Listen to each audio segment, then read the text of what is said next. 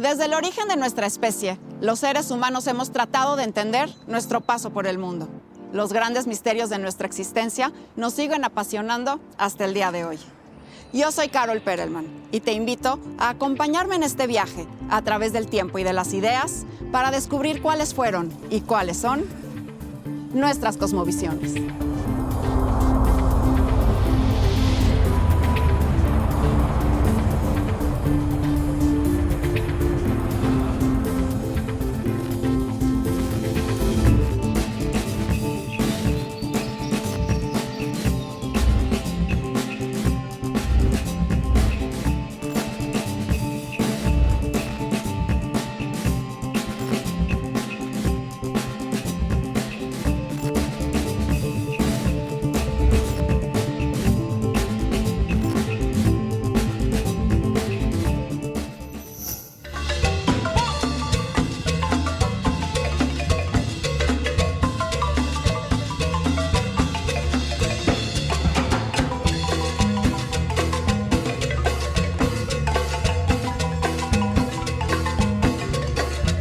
Si yo fuera gobernante, me gustaría, cambiar el tipo de sistema que está actualmente, que en este caso que haya más oportunidades de trabajo, tanto como para adolescentes y personas mayores. Si yo fuera gobernante, yo creo que me iría a las vocaciones. Todos tenemos vocaciones, pero especialmente a nuestros perfiles profesionales. Debemos creer en nuestros talentos, nuestras habilidades, pero sobre todo en nuestras vocaciones. Si trabajamos en ellas, seguramente tendremos un país con unas políticas que se guíen a favor del beneficio común. Si yo fuera gobernante y las decisiones que yo tomaría para México y para el mundo es que no se destruyan las áreas verdes, que cuidemos la naturaleza y los animalitos. Respecto a las alcaldías con mayores daños y afectaciones urbanas, pues también mandaría a reparar las banquetas y hacer que se vea un poco más estético, ¿no? Las calles en general. Yo fuera gobernante, es una buena pregunta. Cuando dices eres gobernante, muchos pensarían en ser millonario, ¿no? O no sé, pero en realidad lo importante de esto es cumplir con lo que dices, y en este caso yo pondría nuevas carreteras para poder viajar más rápido, pondría lugares para apoyo social y poder ayudar a las personas, tanto animales de la calle, principalmente no robarle a los ciudadanos. Las antiguas sociedades mesoamericanas tenían una gran complejidad en su organización social, cultural y también en lo político. Las decisiones económicas, religiosas y militares recaían en un reducido grupo de consejeros y sacerdotes. En algunos casos, el poder se depositaba en un gobernante principal, quien cumplía con una función simbólica más elevada, pues era el intermediario directo entre lo divino y lo terrenal. Era la encarnación de lo sagrado. En este programa hablaremos del poder político y lo sagrado. Iniciemos. Los gobernantes asumen que son intermediarios entre el cielo y la tierra. Ellos son el canal a través del cual los poderes, las fuerzas del mundo sutil, del mundo de los poderes anímicos, se está expresando en el mundo material. En los libros de Chilam Balam se dice con mucha claridad que si el gobernante se aleja de esta capacidad de conectar con lo sagrado, pues entonces se abusa del poder y toda la sociedad sufre. También es importante comentar que el poder en Mesoamérica no es algo que se adquiere y se deja. Es decir, el poder se adquiere y ese poder, a través de los rituales que se van realizando en fechas importantes del calendario, va llenando el cuerpo, al receptor de este poder, en este caso el gobernante maya, mixteco, etcétera, lo va dotando de una cualidad divina que hace que su desempeño, su oficio sea también divino, ¿no? No es posible renunciar a eso. sabemos en los documentos mayas, es muy raro el gobernante que haya accedido al trono sin haber muerto el anterior gobernante, ¿no? O sea, también eso es una forma en la que nosotros podemos entender cómo los gobernantes encarnaban el poder divino, ¿no? Su cuerpo también está siendo sacralizado por esa misma actividad ritual. Por principio, él, en su cuerpo mismo, en su corporeidad, ¿sí? Tenía los 3 niveles del cosmos, como ya vimos, ¿no? Y quizá todos los seres humanos lo tenían, pero él con una mayor fuerza, con una mayor concentración.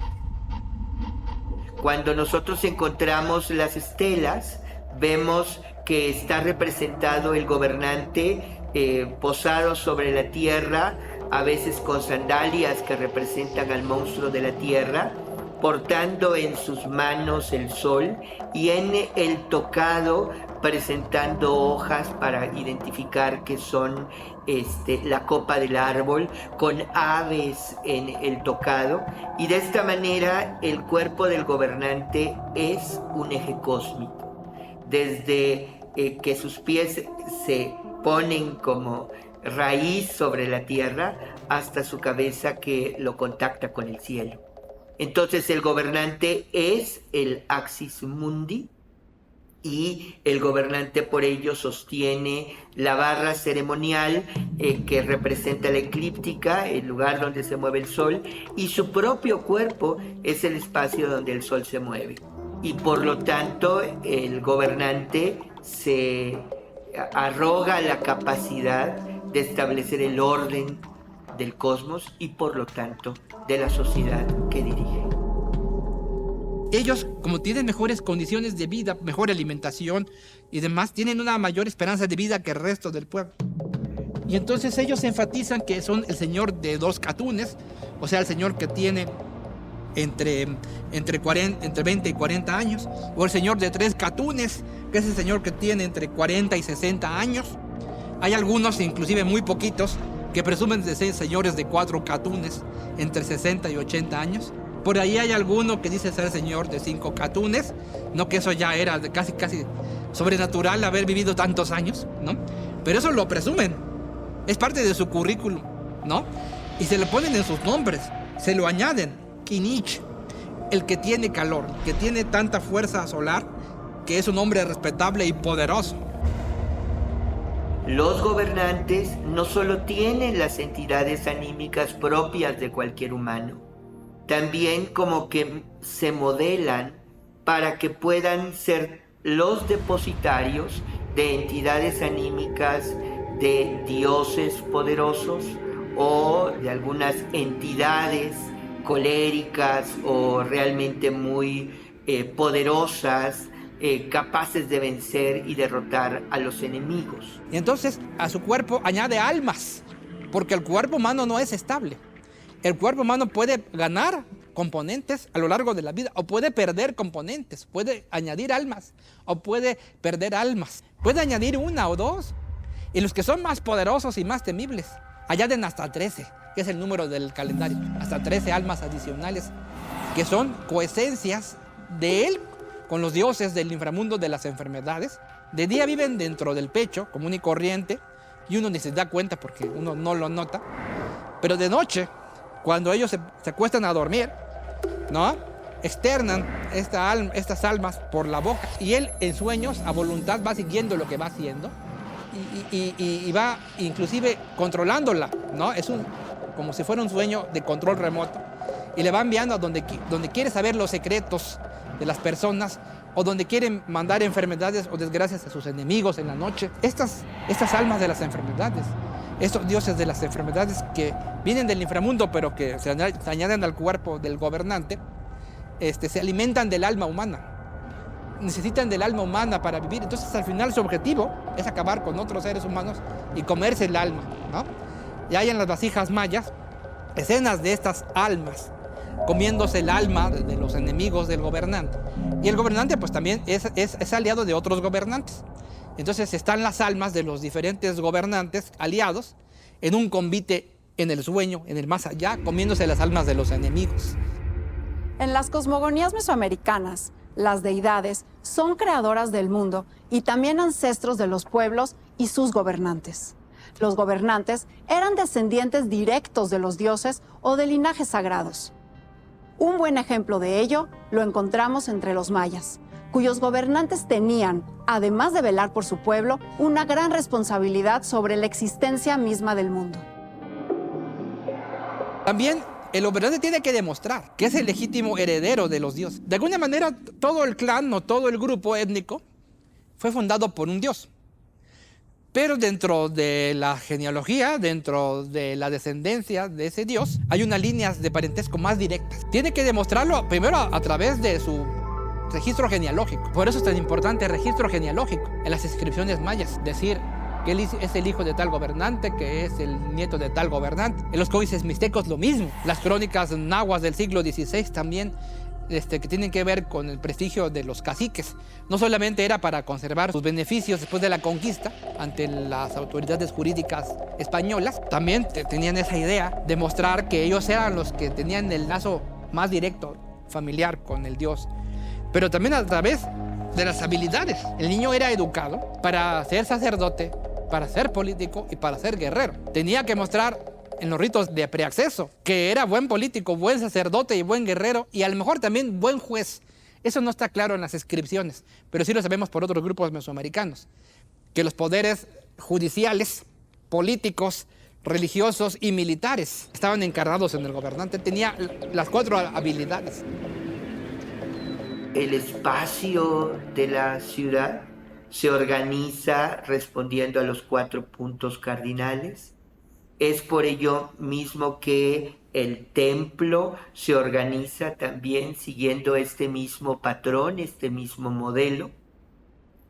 Y el gobernante es el responsable de que esta estructura del mundo se mantenga así, se mantenga estable. Y la sociedad maya responde justamente a esta preocupación de mantener el equilibrio cósmico, realizando las tareas que a cada uno le corresponden. El gobernante, como el eje de este universo, pues da las indicaciones al resto de la sociedad para que se cierre la situación social de tal manera que la sociedad sea un reflejo del orden del universo.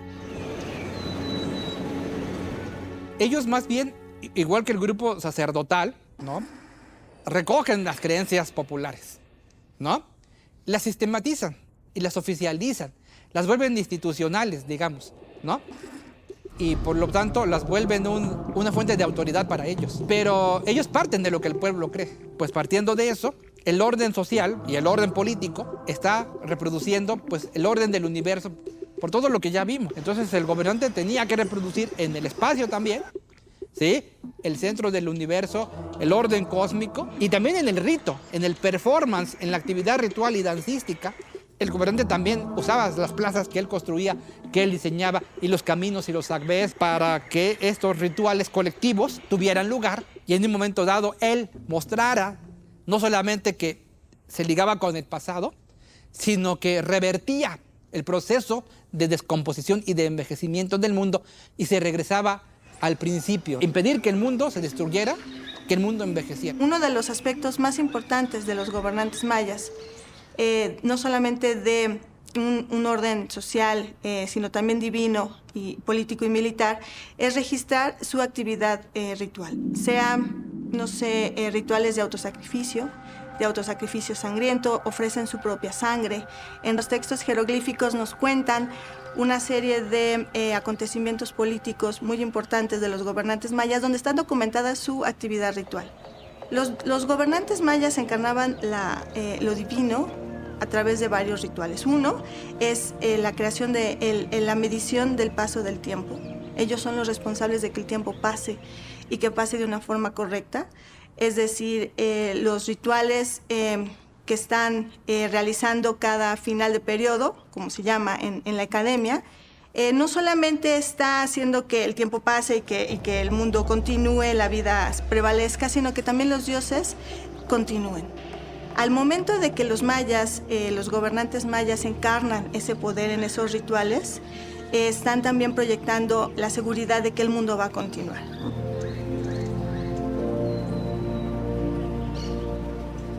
Entonces, tenían que estar siempre regresando al tema del origen del universo. Y esto lo hacían a través de los ritos.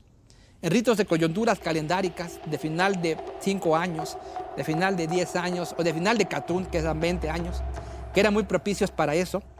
El gobernante, a través de una gran actividad ritual pública en las plazas, de erigir monumentos o edificios, de recitar las inscripciones jeroglíficas a la gente, de sacarse sangre. Él tenía que reproducir el momento mismo del origen del universo, restaurando aquello que se haya envejecido. Teotihuacán es una de las ciudades preindustriales más grandes del mundo antiguo, con una sociedad multiétnica por primera vez en el centro de México. Es una sociedad muy distinta a la maya. Teotihuacán tiene grupos sociales que son más importantes que los individuos, por eso es muy difícil averiguar con la arqueología, solamente porque no nos legó textos, ¿quiénes son los que gobiernan en Teotihuacán? Yo he propuesto un consejo de gobierno de 4 personas que vienen de los 4 distritos de la ciudad. Y estos cogobernantes personifican a las deidades. Estoy excavando un palacio al norte de la Pirámide del Sol, donde se ve la estrecha relación de estos cogobernantes con deidades particulares. Es decir, la organización política y la religiosa están íntimamente relacionadas en el gobierno. Como se trata de un consejo de gobierno, no hay una sede única de gobierno, como sí vemos en los palacios de gobierno del área maya.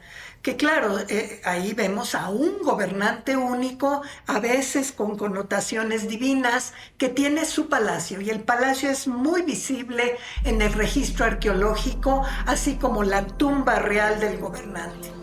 Teotihuacán, siendo una sociedad más corporativa, donde los grupos sociales son más importantes que los individuos, pues no tiene el palacio de gobierno. Hay varios palacios o varios ejemplos de estructuras palaciegas donde alguno de los cogobernantes puede estar viviendo y funcionando como representante de un distrito. Yo estoy excavando el Palacio de Xala al norte de la Pirámide del Sol y yo puedo ver ahí 2 cogobernantes y sus contrapartes femeninas. Es decir, el que personifica al dios de la lluvia y el que personifica al dios del monte. Están ahí, tienen sus representaciones claramente atribuibles a cada una de estas deidades y enfrente de cada una de sus oficinas está su contraparte femenina.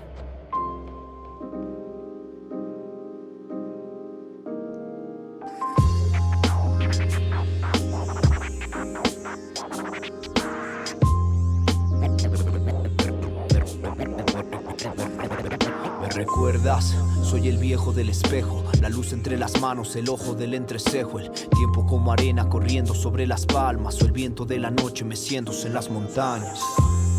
La llanura de la estepa, 2 hojas sin rumbo, no más un puño de tierra. Reacciones secundarias, no sé lo que pasó, pero sé de lo que hablan. Me limito a recordar, planeo a ras de suelo hasta llegar a la espiral. Crecido en laberintos, presa de tanto pensar. Caídas vertiginosas son siluetas en el mar. Soy la sombra del compás, luz para los pobres que no puedan respirar. Como al humo te contemplo, el alumno miró al cielo y luego volvió a su maestro. Aferrado en el intento, creado por momentos, placer o sufrimiento. La clase, la etnia y el género son y han sido componentes fundamentales para las jerarquías y el poder en las sociedades. Las evidencias arqueológicas nos indican que las mujeres también desempeñaron un papel importante en las sociedades mesoamericanas como gobernantes. Por ejemplo, de las civilizaciones mayas, conservamos estelas, monumentos y otros registros que nos han permitido obtener valiosa información sobre las mujeres y el papel político que detentaron en sus ciudades. Las mujeres en la sociedad maya clásica tuvieron un papel muy importante. Aparecen representadas en las estelas y los relieves donde aparece la historia de los gobernantes, y siempre está la esposa de ese gobernante ahí con él. Se registra su nombre, se registra la fecha del matrimonio, y ella aparece ayudándolo en los ritos. Incluso hubo mujeres gobernantes, hubo mujeres cuidadoras de los códices. Y hay una figurita de Jaina que es maravillosa, donde está sentada una señora con su ropa femenina, las piernas cruzadas, y tiene sobre una pierna un códice doblado. O sea, esta era una de las guardianas de los códices, obviamente, y tal vez una escriba, o sea, una mujer que también escribía códices. Lo cual indica que las mujeres nobles, estas destinadas a participar en todo lo sagrado y en todos los ritos, sabían leer y escribir. Y son importantes, por supuesto que son importantes, son madres de gobernantes, son esposas de gobernantes, son hijas de gobernantes, son ellas las que hacen alianzas entre sitios, son las que están perpetuando el linaje de una ciudad en específico. Sabemos que por lo general no eran parientes del gobernante, vienen de otros sitios o son de linajes locales poderosos, pero no están emparentados con los gobernantes, no hay una relación consanguínea. Sabemos que tenían que tener alrededor de 3, 4 hijos, ¿no? Cuando eran madres de esposas de gobernantes, para obviamente tener continuidad del linaje y otro tipo de cosas, pero lo que no sabemos específicamente es cómo accedían ellas al poder, porque lo hicieron. Entre los mayas del periodo clásico hubo mujeres gobernantes, sí. Hubo mujeres que se dedicaron al sacerdocio, sacerdotisas, sí. Hubo mujeres importantes en la política, sí. Desafortunadamente es poco lo que sabemos de ellas. Sí podemos decir que ideológicamente el poder no era ostentado por mujeres. ¿Por qué? Porque los casos son muy excepcionales. Sabemos que el linaje es patrilineal y sabemos que esas escasas mujeres que accedieron al trono lo hicieron en circunstancias muy, muy específicas, casi extraordinarias. En Palenque, por ejemplo, tenemos 2 mujeres gobernantes, la señora Yoliknal y la señora Sahkuk. Sabemos que entre los nahuas había mujeres gobernantes y bastantes. Las crónicas de Chimalpain hablan de varias mujeres gobernantes, y había. El problema es que no están documentadas, ¿no? Nosotros sabemos de estas 2 mujeres excepcionales en Palenque, sabemos de la señora Seicielo de Naranjo. Ella era hija de Balaj Chancawil, un gobernante de 2 pilas, originario de la poderosa dinastía de Tikal. No sabemos exactamente por qué razones políticas llegó la señora Seicielo a Naranjo. Lo que sí sabemos es que ella es la madre del siguiente gobernante y que se desempeñó como una verdadera gobernante. Representa a las deidades en rituales específicos, ofrenda su sangre en rituales específicos, va a la guerra. ¿Esto qué quiere decir? Para mí y para muchos otros, quiere decir que el poder, una vez adquirido entre los mayas del clásico, no sabemos entre los nahuas o en otras sociedades mesoamericanas, el poder ya se ejerce independientemente del género. Independientemente de que la señora Seicielo de Naranjo o Quinis Hanaf Pacal, uno fuera varón y otro fuera mujer, el poder es el poder y tienen que hacer las mismas actividades rituales. Ir a la guerra, ser diplomáticos, vigilar el paso del tiempo, encarnar el tiempo en fechas específicas y ofrendar la sangre. Las mujeres lo hacían también, pero sí son casos muy excepcionales que nos hablan de que la preferencia en la sociedad maya del periodo clásico es que la herencia cayera en los varones. Tenemos que saber que las mujeres obviamente no son iguales nunca en ninguna sociedad. O sea, no podemos hablar de las mujeres y que todas serán iguales en la sociedad maya. Estamos hablando de sociedades sumamente jerárquicas, donde incluso un hombre no es lo mismo siendo campesino que siendo un gobernante, ¿no? Eso es algo muy moderno. Esta idea que nosotros tenemos de igualdad y demás es muy moderna. En la antigüedad no existía así. Y las mujeres, salvo las características biológicas de poder ser madres, pues no se parecían en nada. Las esposas de los gobernantes en Yaxchilán no tenían nada en común con una campesina. por la estructura corporativa de Teotihuacán. ¿En dónde vemos a las mujeres? En primer lugar, las vemos en sus casas, en las viviendas multifamiliares, las mujeres teotihuacanas cuidando a los niños, haciendo de comer, muy distinto a lo que vemos en el área maya. En Teotihuacán, como no vemos fácilmente a los gobernantes, es muy difícil responder esta pregunta, pero yo podría decir lo siguiente: hay deidades femeninas importantes. Sí las hay, no tan importantes como el dios de la lluvia, pero la diosa de las aguas, como ríos, manantiales y lagos, es muy importante. Su sede estaba en la pirámide de la luna, la gran escultura se encontró tirada junto a la pirámide de la luna, y en Xala yo tengo enfrente del dios de la lluvia el recinto de la diosa de las aguas, es decir, cuánto esta persona que se viste como esa deidad participa en el cogobierno. Es muy difícil responder a esta pregunta sin textos escritos. No vemos claro una esfera de gobierno en manos femeninas. No está visible, como en el área maya sí lo está, con señoras como Xoc. Pero vemos a veces a figuras femeninas participando en rituales de siembra, como en el famoso mural de Tepantitla, donde se ve que ellas portan quexquemitl, lo cual indica que son mujeres, no son hombres. Son mujeres haciendo el ritual de siembra. Es decir, hasta ahí podemos llegar. Pueden ser sacerdotisas importantes, pueden representar deidades como la diosa del agua, pero no sabemos si participan en el cogobierno. Y entonces, cuando pertenecían a la élite, sí podían las mujeres tener el papel de reinas y al mismo tiempo tener el acceso a formar alianzas, a ir a la guerra, a gobernar, a tener justicia. En la Mixteca tenemos evidencia en los códices de que las mujeres formaban parte del linaje, una parte muy importante. Aquí el criterio no era como la ley sálica, en donde solo los hombres pueden gobernar, el hijo mayor, el mayorazgo, el descendiente, sino que aquí era importante la cercanía con el descendiente mítico de la fundación de la Mixteca. O sea, había una sangre real que se transmitía a través de la nobleza.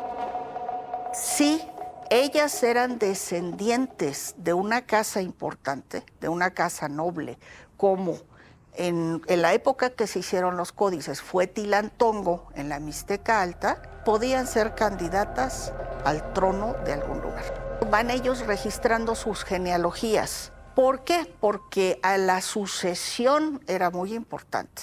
Entonces era muy importante registrar con quién te casaste, de dónde veniste, qué hijos tuviste, y esas genealogías llegaron hasta la colonia y más, porque era una forma de legitimarse. Como se cuentan sus genealogías, también nos dejan parte de su historia. Yo trabajé en el Códice Selden a una princesa que se llama Seismono y que vivió en el siglo XI y que su mamá fue una de las señoras que tuvo acceso a el reino de Jaltepec, cerca de Tilantongo.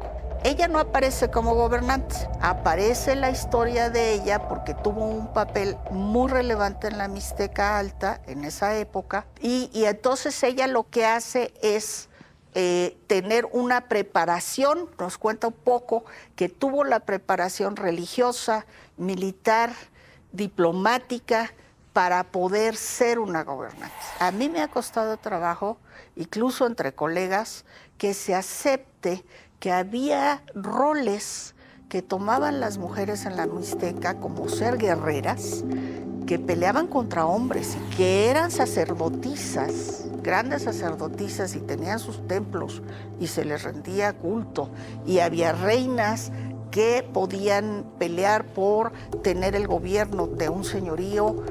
Eso no es común en Mesoamérica. Lo que nos queda de Mesoamérica, yo decía al principio, son muchos materiales duros, en piedras, pero los textos que aparecen en los libros es increíble. O sea, es una gran ventaja porque allí de veras podemos hacer las genealogías y decir, mira, esta es la hija de fulano de tal y viene de tal lugar y pudo acceder a este reino y entonces fue la reina o la princesa, la mandaron a casarse con un príncipe zapoteco. Podemos decir y reconstruir eso desde, no la vida cotidiana, pero por lo menos la vida de la nobleza y de las altas clases desde el siglo XI hasta la colonia. La llegada de los europeos a este continente ocasionó una ruptura en la vida de los pueblos mesoamericanos. En gran medida, los conquistadores intentaron aprovechar las estructuras sociales ya existentes para imponerse y ejercer su dominación. Esto ocasionó una tensión entre las nuevas formas de gobierno de los conquistadores y las costumbres y tradiciones que ya tenían los pueblos. Las nuevas formas de gobierno que se van a establecer a la llegada de los españoles al área maya son, digamos, sistemas que están jugando entre la dominación y la resistencia. Es decir, por un lado está la imposición de nuevos patrones por parte de la corona española a través de toda su burocracia, y por otro están las costumbres y tradiciones propias de los pueblos mayas, de cómo gobernarse, de cómo organizarse. Una cuestión muy importante, por ejemplo, será el que la nobleza se refugie en aprender a escribir en caracteres latinos, para que de esta forma sigan jugando un papel preponderante en la organización de la nueva sociedad. Pero también por otro lado está que pues se van a mantener algunas costumbres y tradiciones ocultas. Finalmente es una manera a través de la cual la élite maya puede conservar algo de su autoridad. Está la figura del cacique, que al final de cuentas podían ser hombres o podían ser mujeres también. No se puede hacer una tabla rasa de quitar a los que eran los caciques, que es el nombre que se les dio en el principio, en la época colonial, por no querer llamarlos señores, a los, digamos, señores naturales de la tierra. De hecho, en los documentos podemos encontrar el nombre de señores naturales, caciques. Sin la existencia de estos caciques, de estas, digamos, estructuras políticas, sociales y económicas, hubiera tardado mucho más tiempo en establecerse como tal la época virreinal. Las cosas fluían en términos económicos, en términos sociales. Sin la existencia de esta, llamémoslo así, de dominación indirecta, pues la empresa hubiera terminado mal, porque había la necesidad de estas personas que podían decirle a la gente, sigan trayendo esto, sigan trayendo aquello. En este sentido, pues hubo hasta cierto punto, tenemos que considerar cierta alianza entre los conquistadores y estos señores.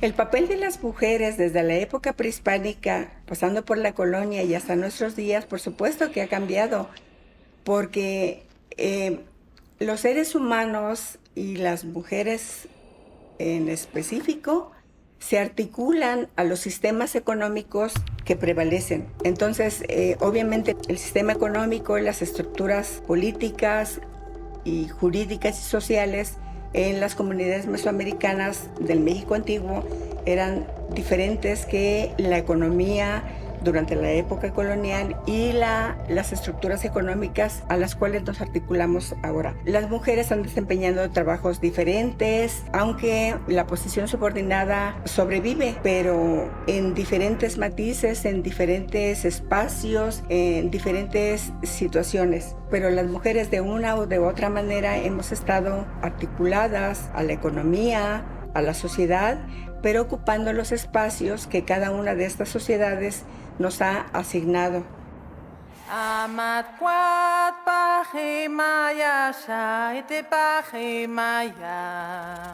mí me hicieron la festividad presentando que soy una niña, mujer, y ahora está convertida en una señorita, donde el hombre o el chico o quien sea, los papás de la persona, pues vayan con mis padres como a pedir la mano o a guardarme que yo crezca más para casarme, ¿no?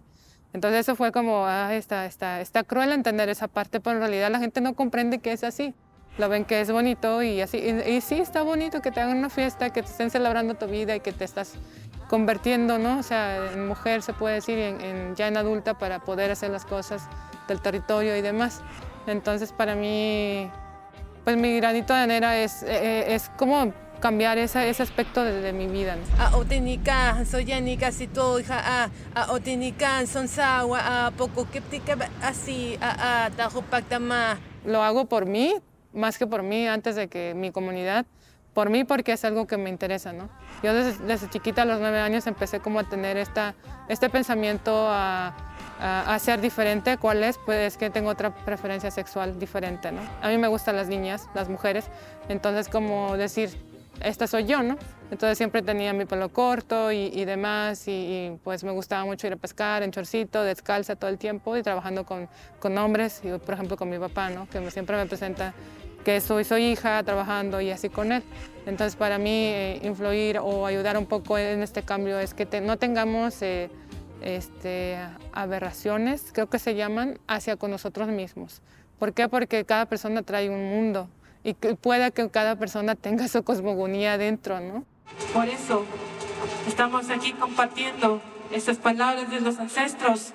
Por eso hay que unirnos como seres humanos, buscar la paz y la unión, porque ya hay mucha maldad en este mundo. Por eso dice esta canción. Hoy en día, el ser ciudadano, participar en la sociedad, es muy diferente desde el contexto de los pueblos originarios y de lo que significa para el Estado mexicano. Vale la pena preguntarse, ¿qué otras formas de gobierno existen en México? Y sobre todo, el motivo de su persistencia. En México existen fundamentalmente dos formas de gobierno. El sistema federal, la República Federal, que es un sistema de participación a través de los partidos políticos, de las elecciones organizadas por el Instituto Nacional Electoral, sea a nivel federal, estatal o municipal. Y existen los sistemas normativos internos, que es el modelo que utilizan principalmente las comunidades indígenas o los pueblos originarios para autogobernarse. En el sistema constitucional, el convencional, el que casi todo el mundo conoce, son los partidos los que llevan la batuta y los que toman las decisiones. Son los que determinan finalmente quiénes gobiernan y en la que el ciudadano únicamente pues sale a votar. En cambio, en los sistemas normativos internos no existen, para empezar, los partidos políticos. Lo que existe es una asamblea en la que cada ciudadano, en la que cada familia tiene una representatividad directa, en la que todos tienen voz, todos tienen voto, pero todos también tienen la obligación de participar. Estos sistemas normativos internos, a su vez, pueden adquirir diferentes matices. Por ejemplo, en el Alto Balsas, Guerrero, 12 comunidades indígenas autónomas están integradas en una entidad llamada Nahuacentlaliscalpan-Hueyatl, la Unión del Pueblo Nahua del Alto Balsas, en la cual, mediante sus autoridades tradicionales, mediante sus asambleas, pues decidieron buscar el bien común. Las dos formas de gobierno que funcionan en México existen por sus antecedentes históricos. Los Estados Unidos mexicanos tienen como antecedente inmediato a el Virreinato de la Nueva España, que estaba organizado en dos modelos, en las repúblicas de indios y en las repúblicas de españoles. Como derivado, digamos, de las repúblicas de indios, tenemos hoy a los pueblos con el sistema o con los sistemas normativos internos. y de las repúblicas españoles se deriva el sistema constitucional, el sistema de república federal. Estos dos sistemas a su vez pueden rastrearse más allá. Las repúblicas de indios pueden encontrar antecedentes en el México precolonial o precolombino. Las repúblicas españoles a su vez pueden rastrear sus antecedentes en el modelo de la Roma clásica y, si nos vamos más atrás, en el modelo ateniense de la democracia tradicional, digamos, clásica, griega. En ese sentido, pues, podemos ir rastreando históricamente estos dos modelos, estos dos sistemas que han coexistido, que tienen préstamos y que tienen también sus particularidades. Lenguaje del silencio, la luna me creó para así volverme eterno. Para así volverme eterno, la luna me ha creado la noche que me sentencio. La noche que me sentencio, la luna me ha creado. Quise acabarla y terminó conmigo. Me quedé solo mirando mi ombligo. Ni abrigos ni amigos, ¿quién puede ayudarme? Subí la montaña para recordarme. Pude alcanzarme escribiendo este cuento borracho, como el diálogo de un viejo, el carajo muchacho. Quise alcanzarlo para contestar sus dudas. Fui contra la corriente como cuando se estornuda. El ritmo y el bass, no me olvido del dolor, me libré de su disfraz. Como Robert De Niro, desde el taxi pongo jazz. Luego vuelvo a casa, sirvo un pisto y pienso en drags. Desde la soledad, levito en mis acciones, silencio vitalicio. Silencio vitalicio, desde la soledad, silencio vitalicio. Vicios forman parte de las intenciones que acaricio. Intenciones que acaricio, desde la soledad, silencio vitalicio. Silencio vitalicio. Silencio vitalicio.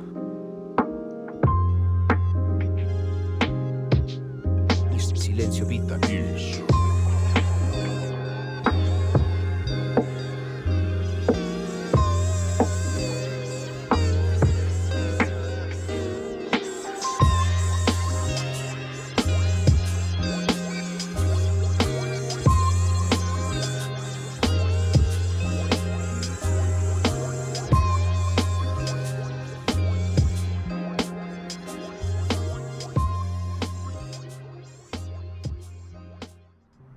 Los sistemas de gobierno y su forma de elección, la delgada línea entre lo sagrado y el poder, han cambiado a través del tiempo.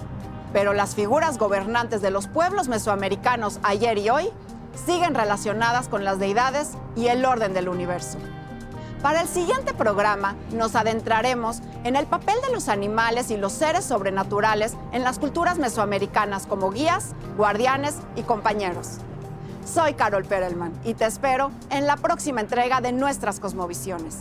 Pero antes te pregunto, ¿con qué animal te identificas y por qué?